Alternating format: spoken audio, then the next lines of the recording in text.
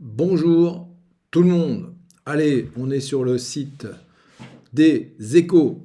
Les Échos, c'est un journal de référence pour tout ce qui touche au placement, à l'investissement et au patrimoine, mais pas que, hein. Donc c'est un journal vraiment très intéressant que je vous partage, donc puisque c'est un abonnement payant tout ça. Et je vous partage régulièrement des articles sur des sujets qui vous intéressent. Donc on parle souvent, bien sûr, beaucoup immobilier, beaucoup bourse, beaucoup assurance vie, beaucoup placement, beaucoup private equity, beaucoup impôts, beaucoup transmission. Voilà, tous les sujets qui peuvent vous concerner, qui devraient vous concerner, qui doivent vous concerner dans votre vie patrimoniale et dans votre vie personnelle, puisque tout ça c'est étroitement lié. Et on voit que le CAC 40 est en hausse de 0,47. Le Dow Jones à moins 0,44, mais envie, une petite parenthèse, donc on s'en fout tout ça. Moi je regarde pas tous les jours. Et puis ce que je regarde, en plus, c'est pas du côté du CAC 40, c'est plutôt du côté des États-Unis, puisque c'est là que ça se passe en termes de performance sur le long terme. Il faut se l'avouer, c'est du côté des États-Unis que on a l'indice le plus puissant de la planète. Et donc moi, ma stratégie, mes clients le savent bien, en assurance vie notamment, mais ça peut aussi marcher sur un compte titre ordinaire. C'est une stratégie basée sur des ETF et sur le S&P 500 qui fait en moyenne plus de 10% par an. Et oui, messieurs, dames, ça existe. Bon, c'est pas trop le sujet, ça existe, il suffit juste de se renseigner, de se former. Mais c'est pas le sujet. Là, on va plus parler immobilier et donc la journaliste, dont on va découvrir le nom juste après, se pose une bonne question. Le marché résidentiel français peut-il craquer? Donc c'est des titres toujours un petit peu aguicheurs, mais bon, on va voir s'il y a du contenu dans cet article. Plusieurs indicateurs virent au rouge sur le marché des logements. L'activité recule et les prix ont commencé à dégonfler dans l'ancien, un peu partout sur le territoire. L'ampleur du phénomène est de baisse, donc bien sûr fait débat, puisque l'immobilier, ça fait grosso modo 10 ans que ça n'arrête pas d'augmenter. Et là, une petite inflexion, on va voir ce que ça veut dire. Et c'est donc l'excellente Anne-Sophie Vion des Échos qui rédige régulièrement, on la salue. Donc la cause est entendue, avec la fin de l'argent facile, du crédit très bon marché et de la distribution des prêts à l'habitat à tour de bras. C'est vrai qu'on a vécu ça là depuis 4-5 ans, c'était la folie. Fameux taux négatif. L'immobilier résidentiel tricolore a fermé la porte à plus de 20 ans de trajectoire haussière sans accroc majeur, à l'exception du trou d'air. Oui, j'aurais plutôt dit 10 ans, c'est ce que j'ai dit dans l'introduction. Donc, parce qu'on a quand même eu la crise de 2008, hein, mais effectivement, oui, qui a bien rectifié les choses environ. Moi j'étais investisseur sur Nîmes, beaucoup sur Nîmes à l'époque, et on avait pris un petit moins 30% là, sur le marché IMO. Local nîmois qui avait plus décroché qu'ailleurs en France, mais bon. Voilà, et ça ne m'a pas empêché derrière de continuer. Donc indubitablement, pardon. Tant en volume de transactions qu'en prix, le retournement du secteur est enclenché cette année et le changement de cycle acté par la plupart de ses experts. Ce qui ne fait en revanche pas consensus tient à l'ampleur du nouveau paradigme.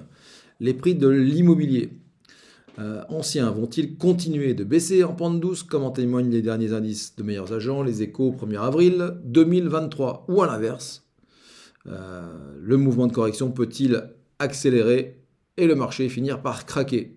Eh bien, on va voir ça. Enfin, ça ne sera que l'avis d'Anne-Sophie, mais bon, on va voir si on est d'accord avec elle.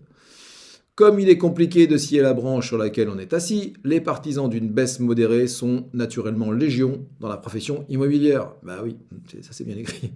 À commencer par les notaires de France dans leur dernier point presse de début d'année, actant une accélération du ralentissement de l'activité depuis le quatrième trimestre 2021 et des hausses de prix contenues, ils y défendent un rééquilibrage du marché.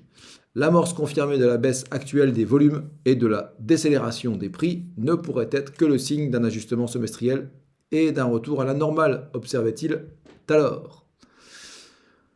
Alors, on est dans une phase d'attentisme. En même temps, donc, et prudemment, il précise être attentif à la tournure prise par le marché au printemps, une saison traditionnellement dynamique pour le logement.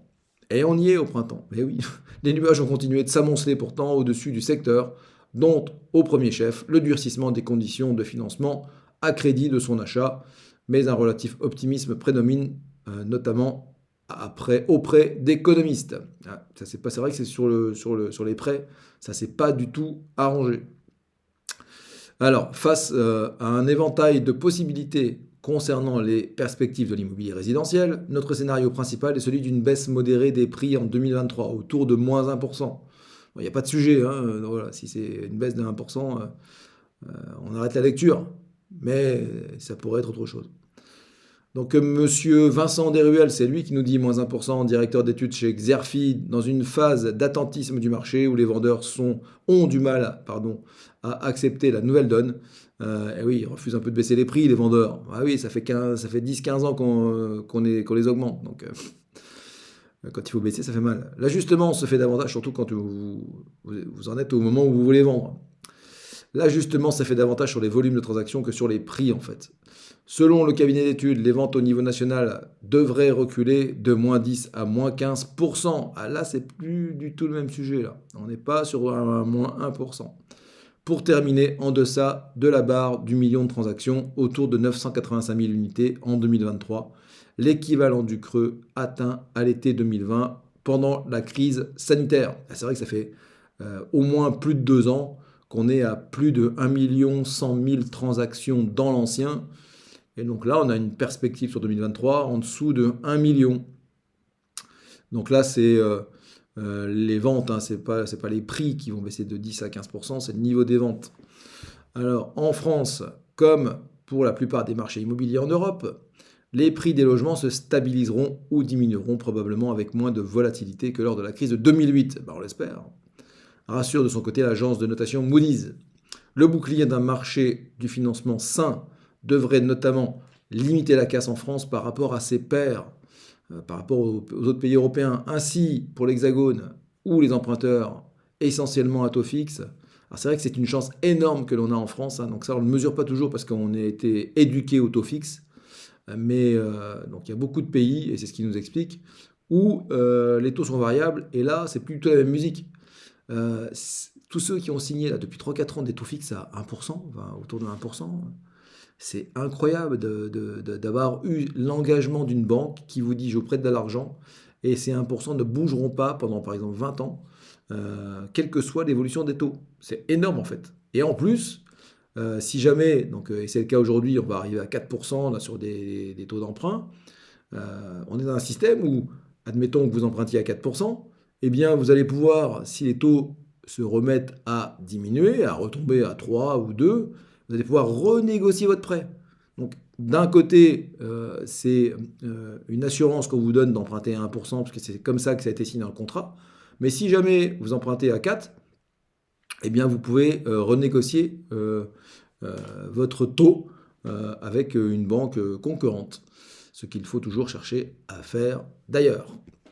Accélération, on nous parle d'accélération de la baisse des prix. Eh ben, on va voir ça. Des signes d'une détérioration plus prononcée se font pourtant jour et pourraient mettre à mal la résilience du secteur. L'inflation soudaine, forte et désormais tenace, appauvrit les ménages qui ont des moyens moindres pour acheter. Et oui, c'est vrai, avec le même montant, on achète beaucoup plus petit. S'y ajoutent les difficultés d'accès au crédit, on en a parlé, entre hausse des taux d'intérêt et durcissement des conditions d'octroi des banques. Les délais de vente s'allongent, les marges de négociation augmentent et dans le neuf, les réservations d'appartements dégringolent. Ça, c'est clair que je l'observe aussi avec les promoteurs. Les prix continuent de grimper sous l'effet de la hausse des coûts de construction, notamment. Eh oui, c'est compliqué comme situation. Des professionnels témoignent à mots couverts d'agences immobilières franciliennes en difficulté avec des chutes d'activité de l'ordre de 40 à 50%. Et là, je peux vous dire que je ne voudrais pas être agent immo dans ces agences. Alors, le tout s'insère dans un environnement géopolitique et économique toujours incertain et des prix immobiliers qui jusque-là résistent et tutoient même encore des sommets dans certains territoires. En conséquence, le nombre de ménages qui achètent un logement est en baisse très significative, alerte Henri Buzicazo, président fondateur de l'Institut du Management des Services Immobiliers, le IMSI. Des primo-accédants, mais également des investisseurs locatifs qui ne sont pas très fortunés, sont de plus en plus laissés sur le bord de la route. Et oui, ce sont les deux catégories les plus touchées par cette conjoncture. Alors, on nous parle aussi de dévalorisation des logements. Et ce n'est pas la petite bouffée d'oxygène apportée par la révision mensuelle et temporaire des taux d'usure. Donc maintenant, on sait que c'est mensuel, ce taux d'usure. Donc les taux maximaux auxquels les banques peuvent prêter, qui suffira à renverser la vapeur. Car le grippage du moteur du marché, un crédit qui se renchérit et se raréfie, ne donne aucun signe d'apaisement. La remontée des taux d'intérêt des prêts à l'habitat, rapide et régulière, n'est pas terminée, estiment de nombreux experts. Dans ce contexte, la dévalorisation des logements devrait inévitablement s'accentuer dans les mois qui viennent. Le président de l'IMSI table selon l'attractivité des marchés, et alors que les taux d'intérêt sur 20 ans avoisineraient les 4 à 4,5% sur une chute des prix de moins 5 à moins 15% en 2023, ce qui ne compenserait toutefois pas l'intégralité de la perte de pouvoir d'achat des ménages. Pour s'y réajuster, argumente Loïc Quentin, président de la FAIM, qui s'exprimait le 6 avril dernier au Salon du patrimoine immobilier, les prix devraient baisser de 15 à 18%. C'est quand même pas neutre. Rénovation liée à l'habitat vert. Autre effet dépressif sur la valorisation du marché, et pas le moindre, les nouvelles obligations de rénovation liées à l'habitat vert. La pression baissière qu'elles instillent à bas bruit sur les prix des logements dégradés en passoire énergétique n'en est qu'à ses débuts. Et oui, ça c'est quand même pas tout à fait un mal, parce qu'il y a quand même des sacrées passoires énergétiques. En dépit de la multiplication des lézardes qui fragilisent l'immobilier tricolore, la menace d'un effondrement brutal est jusque-là écartée. L'appétit toujours vif des Français pour la pierre, la pénurie structurelle de l'offre de logement, le niveau relativement faible du chômage et la vigilance des pouvoirs publics quant au risque social associé sont vus comme autant de parades à un crack. Voilà, merci Anne-Sophie Vion pour ce petit point de situation sur le marché résidentiel. Mais vous savez quoi, il y a aussi une solution bien plus intéressante. Non, elle n'est pas bien plus intéressante, elle peut être complémentaire. Elle peut remplacer un investissement immobilier, elle ne peut pas remplacer la résidence principale, mais les SCPI, on est sur le marché professionnel, on n'est pas sur le marché résidentiel, on est complètement sur un autre marché qui est toujours beaucoup moins impacté, historiquement parlant en tout cas, que le marché résidentiel. Et la crise de 2020 a démontré aussi la résilience et la solidité des SCPI. Donc je vous remets dans la description les vidéos que j'ai fait sur les SCPI. Je vous explique dans ces vidéos pourquoi ça me semble intéressant d'investir, puisque c'est exactement comme pour un appartement, on peut y investir à crédit, on peut faire du démembrement.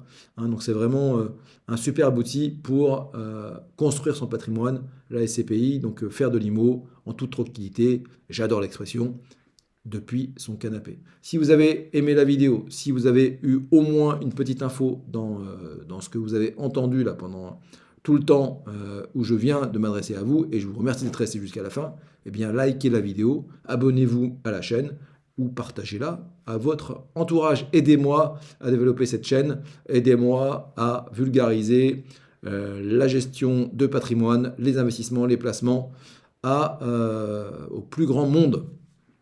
Je vous dis à très bientôt.